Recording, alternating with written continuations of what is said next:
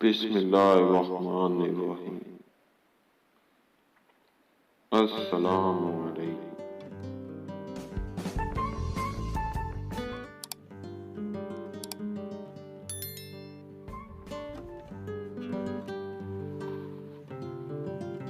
वो सारी जिंदगी गुर्बत में ही रहा, गरीब घर में पैदा हुआ। 6 बहनों का अकेला भाई था। गरीबी इतनी थी कि मुश्किल से 2 जमातें ही पढ़ सका। जब 10 साल का हुआ तो बाप चल बसा। 6 बहनें और माँ की जिम्मेदारी उसके कंधों पर आ गई। अब कौन सहारा देता? बाप के सिवा कौन किसी के मुंह में निवाला डाल देता था? यहाँ तो सब छीनते हैं। चाचा ताया सब दूर होने लगे। कौन 6 लड़कियों को ब्याहेगा? वो 10 साल की उम्र में जमाने की सर्द हवाएं बर्दाश्त करने लगा। मजदूरी करने, अपने से ज्यादा काम करने लगा। 2 वक्त की रोटी कमाने लगा। अपनी जिम्मेदारी निभाने लगा। वो बहुत मेहनती लड़का था। बहुत मुश्किलात का सामना रहा। दिन रात की मेहनत पे जमा पूंजी पे अपनी बहनों की शादी करने लगा।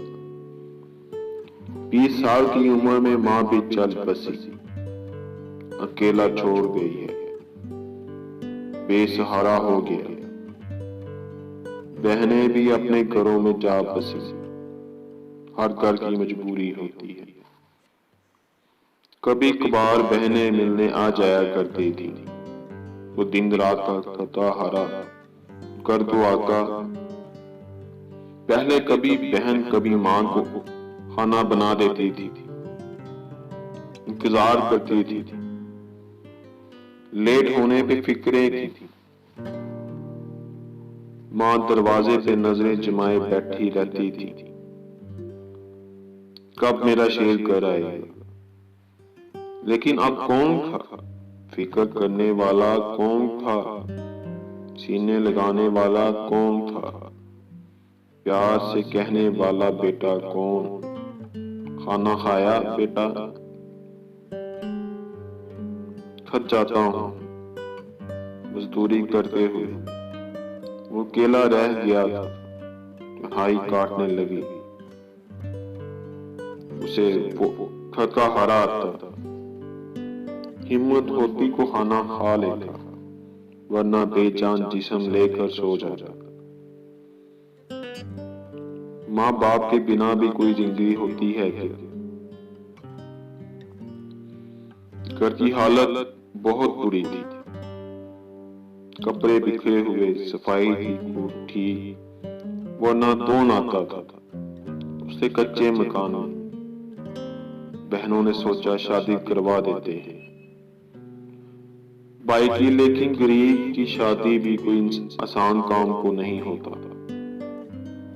घर कामकाज लड़कियों वाला भी बहुत सवाल उठाते हैं। गरीब के कामन पे खैर किसी अल्लाह वाले ने अपनी बेटी का रिश्ता उस गरीब लड़के से कर दिया। बीवी घर आई तो उसका कच्चा मकान जन्नत में बदल गया। वो टाइम पे घर आने लगा। घर से खुशबू आने लगी। वो बीवी भी जैसे कोई हूर थी। कच्चे से मकान को जन्नत में बदल दिया था। दोनों में बहुत प्यार था। कभी बोर्ड पे भी उसकी बीवी ने कोई शिकवा नहीं किया था।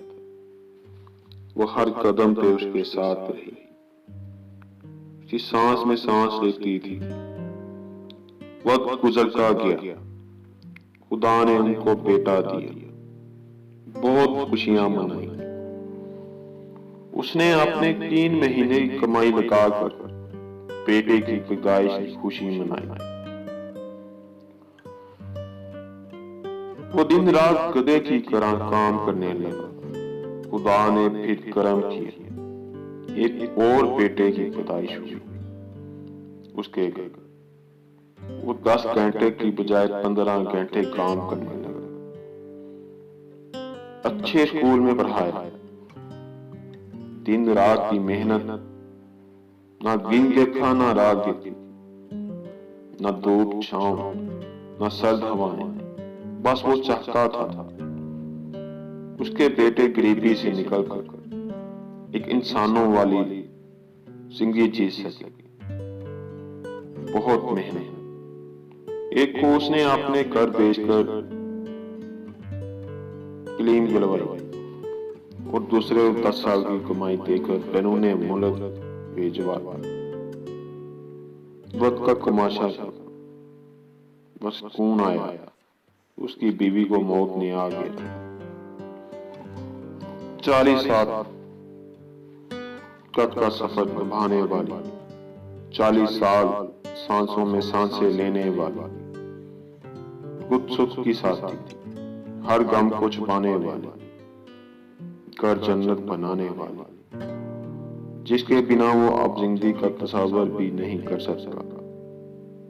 वो एक पल भी ना लगा और बिछड़ गई। वो 60 साल की उम्र में पहुंच चुका था। बीवी के दुख ने उसे इस कदर तोड़ा था कि अब खामोश सा रहने लगा था। एक बेटा डॉक्टर बन चुका था, दूसरा अमेरिका जाकर बस चुका था। वो महीने में एक बार फोन करके पूछ लेता था हाल बाप बीवी के सदमे से कहां बाहर निकला आ रहा था। जब कोई परसों हम सफर रहा हो ना, तो यूं बिछड़ना जिंदा लाश बना देता है। इंसान को दिन गुजरने गए, डॉक्टर बेटे ने शहर में अपना घर ले लिया। पसंद की शादी कर बूढ़े बाप ने सोचा आखिरी जिंदगी के लम्हात सुकून से गुजरेंगे। वक्त सुकून था, वो दुनिया छोड़ दे। अकेला बैठा अपनी बीवी को याद करके बहुत रोया करता था। क़यामत पे एक क़यामत और आनी बाकी थी। अभी बेटे ने 65 साल के बूढ़े बाप का सामान बांधा और कहने लगा बाबा आओ मेरे साथ। बाप पूछने लगा बेटा कहाँ जाना है? शहर में अपना घर में रह हो रहे हैं, मेरा सामान क्यों बांध रहे हो? तुमने बेटा कहने लगा बाबा आप कार बैठे सब बताता हूं। बूढ़ा हंसते हुए कार में बैठा था। वो लड़का रोड पे गाड़ी स्पीड से चलाने लगा। आगे के बाद एक बड़ी सी इमारत के सामने गाड़ी रुकी। बाप का सामान एक आदमी को दिया, कहा अंदर ले जाओ, और बूढ़ा बाप का हाथ पकड़ जो कांप रहा था कहने लगा बाबा आपकी बहू और मैं हम दोनों ऑस्ट्रेलिया जा रहे हैं, इसलिए आप अकेले घर में कैसे रहते? अब कुछ दिन यहाँ ओल्ड होम सेंटर रहेंगे। आप बेटा यहाँ क्यों? बाबा यहाँ आपकी सब बहुत अच्छे से देखभाल करेंगे। बाप को छोड़कर वहां वो चला गया। बूढ़ा बाप समझ गया था अब उसके साथ क्या होने वाला है। सारी जिंदगी के दुख लेकर, सारी जिंदगी का बोझ लेकर, अपना घर बेचकर, जिंदगी भर का सफर कांटों पर चलकर, दिन रात की भूख प्यास गधे की तरह काम करना, सब उसकी नजरों में से एक पल में गुजर जाता था। बेटे 6-6 महीने का हाल न पूछते। जब सहारे की जरूरत थी वो बेटे का कर देते। बीवी भी चल बसी। अकेले से सफर करने वाला फिर तन्हाई पर आकर रुक गया। सोचता था बेटे जवान होंगे, मेरा सहारा बनेंगे, मैं भी अपनी जख्मी रूहों का कुछ चैन की सांसें दूंगा। लेकिन वक्त गुजरता गया, वक्त आखिरी था, मौत की दवाएं मारने वाला ये शायद खुदा पे कर्ज आ गया। आखिरी उसकी बात थी, चंद सांसों का सफर, और वसीयत कर रहा था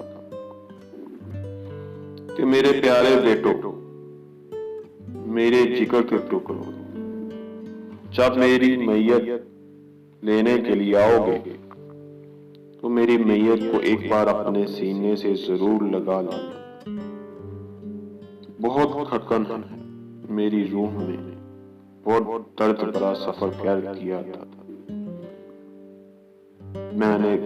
मेरे बच्चों, मैं तुम्हारा बाप बद्दुआ नहीं दे सकता, लेकिन मेरे बच्चों बाप के साथ ऐसा नहीं करते। मुझे नहीं याद तुम्हारी माँ के जाने के बाद कभी ठीक से सोया हो, कभी पेट भर के खाना खाया हो। बेटा, यहाँ तुम लोग छोड़ कर गए थे, ये यहाँ कोई हमें नहीं पूछता था। खाना खाया हम बीमार हो, एक कोने में पड़े मौत की दुआ मांदा करते थे। बेटा, एक और बात, मेरी मैयत खुद यहाँ से ही गुस्ल देकर कब्रिस्तान ले जाना, और मेरे मरने के बाद तरह तरह के खाने बनाकर लोगों में ना बांटना, मेरी कोई तस्वीर घर में ना सजाना, वरना तुम्हारे घर की दीवारें भी तुम लोगों को माफ नहीं करेंगे। बेटा, ये 105 रुपए और कुछ सिक्के हैं। सुना है अल्लाह ने तुमको बेटी दी है।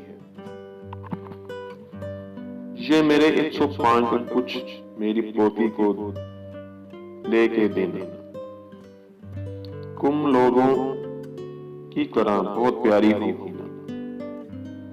और हाँ, आज एक रह गया खुदा से,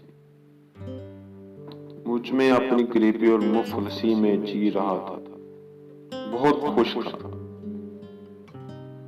काश मैं बेऔलाद होता, कम से कम अपने घर की गलीस में अपनी आखिरी सांसें गुजारता, ना कि इस ओल्ड होम सेंटर। ये अल्फाज थे कि बूढ़े बाप इसकी लगी और अजाब से निकलकर जन्नत की रवाना हो गया, और टांग पे बांधा हुआ फटा सा कपड़ा उसके घर की दुआही दे रहा था।